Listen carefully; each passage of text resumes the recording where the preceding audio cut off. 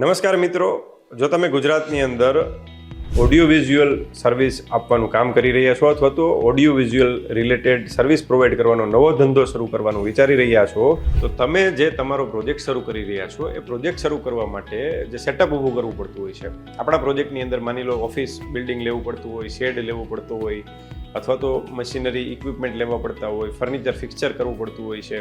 તો આ બધા જ જે ખર્ચા આપણે કરીએ છીએ, કેપિટલ કોસ્ટ કરીએ છીએ, કેપિટલ એક્સપેન્ડિચર કરીએ છીએ. આ એક્સપેન્ડિચર કરવા માટે, આ ઇન્વેસ્ટમેન્ટ કરવા માટે જનરલી આપણે પ્રોજેક્ટ રિપોર્ટ બનાવીને નેશનલાઇઝ કે કોઓપરેટિવ બેંકમાંથી આપણે લોન લેતા હોઈએ છીએ, ટર્મ લોન લેતા હોઈએ છીએ. જો આ ટર્મ લોન તમે તમારા પ્રોજેક્ટ માટે લીધેલી છે અથવા તો લેવાનું વિચારી રહ્યા છો, તો તમને એમાં 5% 5 વર્ષ માટે, 6% 6 વર્ષ માટે અને 7% 7 વર્ષ માટે એવી રીતે ઇન્ટરેસ્ટ સબસિડી મળે છે. ચાલો સમજીએ આપણે એ કેવી રીતે મળે છે. જે તમારા પ્રોજેક્ટનું લોકેશન છે એ લોકેશન ઉપર આ બધું આધારિત હોય છે. આ લોકેશનની વિગત પણ તમને હું સમજાવી દઉં છું.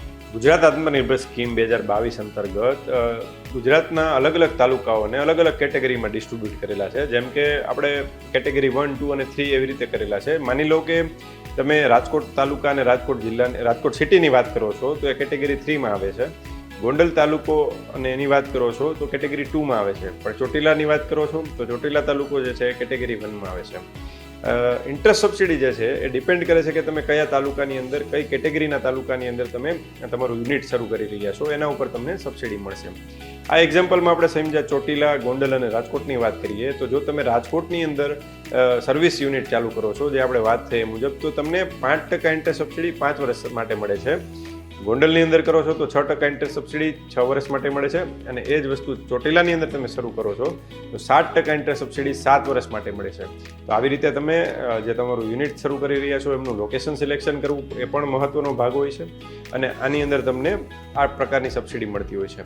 ખાસ કરીને જ્યારે તમે આ યુનિટ બનાવવાનું વિચારો છો ત્યારે તમે કયા કોન્સ્ટિટ્યુશનમાં બનાવો છો, ઇન્ડિવિજ્યુઅલ કેપેસિટીમાં, પ્રોપ્રાઇટરશિપમાં કરો છો, પાર્ટનરશિપમાં કરો છો, LLPમાં કરો છો, પ્રાઇવેટ લિમિટેડ કંપની બનાવો છો, એમાં પણ ઘણો બધો ફેર પડતો હોય છે. જેમ કે તમે જો ઇન્ડિવિજ્યુઅલ છો અને વુમન એન્ટરપ્રિન્યોર છો તો તમને 1% એડિશનલ ઇન્ટરેસ્ટ સબસિડી મળતી હોય છે. તમારી એજ 35 વર્ષથી નીચેની છે તો પણ તમને 1% એડિશનલ સર્વિસ ઇન્ટરેસ્ટ સબસિડી મળતી હોય છે. જેમ કે તમને 5% મળવાપાત્ર છે રાજકોટની અંદર, તો એ 5% વાળા વુમનના કેસમાં 6% થઈ જાય, અને એ વુમન 35 વર્ષથી નીચે હોય તો 7% થઈ જાય. મેલ કેન્ડિડેટ હોય, મેલ એન્ટરપ્રિન્યોર હોય અને એ કરે છે 35 વર્ષથી નીચે છે તો એમને પણ 5% પ્લસ 1% મળે છે. LLP કે પ્રાઇવેટ લિમિટેડ કંપનીને DPIITનું રજિસ્ટ્રેશન એટલે કે સ્ટાર્ટઅપનું રજિસ્ટ્રેશન કરીને જો તમે શરૂ કરો છો તો એવા કેસમાં પણ 1% એડિશનલ તમને મળતો હોય છે. આ ઘણા બધા પ્રકારે તમે ઇન્ટરેસ્ટ સબસિડીનું પ્લાનિંગ કરી શકો છો અને વધુમાં વધુ ઇન્ટરેસ્ટ સબસિડીનો તમે 5%થી લઈને આમ કેલ્ક્યુલેટ કરો તો 9% સુધીનો લાભ લઈ શકો છો.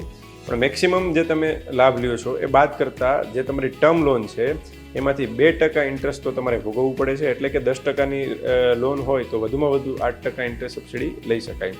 તો આ ઇન્ટરેસ્ટ સબસિડીની આપણે વાત કરી. આની અંદર ખાસ જોવું એ પડે કે જે તમે ટર્મ લોનનું ઇન્સ્ટોલમેન્ટ પે કરો છો અને એની અંદર જે ઇન્ટરેસ્ટ પે કરો છો એ ઇન્ટરેસ્ટ જ તમને સબસિડી તરીકે પાછું મળશે. પેનલ ઇન્ટરેસ્ટ કે અધર ચાર્જિસ પેમેન્ટ કરેલા હશે તો એ નહીં મળે. તમે જો ડિફોલ્ટ કર્યો છે કે ભાઈ કોઈ કારણોસર હપ્તા નથી ભરી શક્યા, ડિફોલ્ટ થયેલો છે, તો ડિફોલ્ટ પીરિયડનું ઇન્ટરેસ્ટ છે એ પણ સબસિડી રૂપે તમને પાછું મળશે નહીં.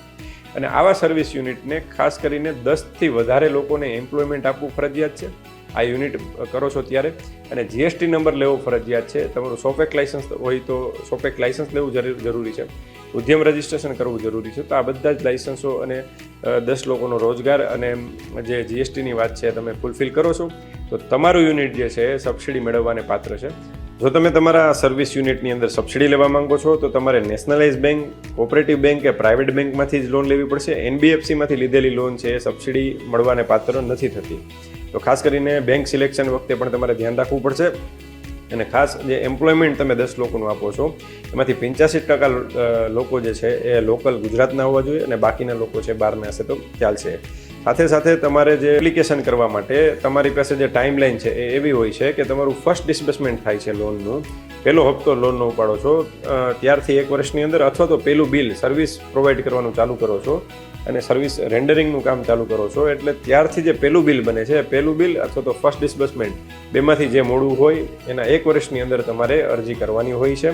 અને આ અરજી કર્યા પછીની જે કાંઈ પ્રોસેસ છે ગવર્મેન્ટની અંદર એપ્લિકેશન સેન્કશન થવાની, ડિસ્બર્સમેન્ટ થવાની એ પ્રક્રિયા ચાલતી હોય છે. તો ખાસ કરીને આ બધા આ સર્વિસ પ્રોવાઈડરો જે છે એ આ ઇન્ટર સબસિડીનો લાભ લે ગુજરાતની અંદર, એવી હું સૌને વિનંતી કરું છું. હું રાજેશ સવનિયા, એડરોડ કોર્પોરેશન, રાજકોટ. વધુ માહિતી મેળવવા માટે અમારી યુટ્યુબ ચેનલ રાજેશ સવનિયા વિઝિટ કરો.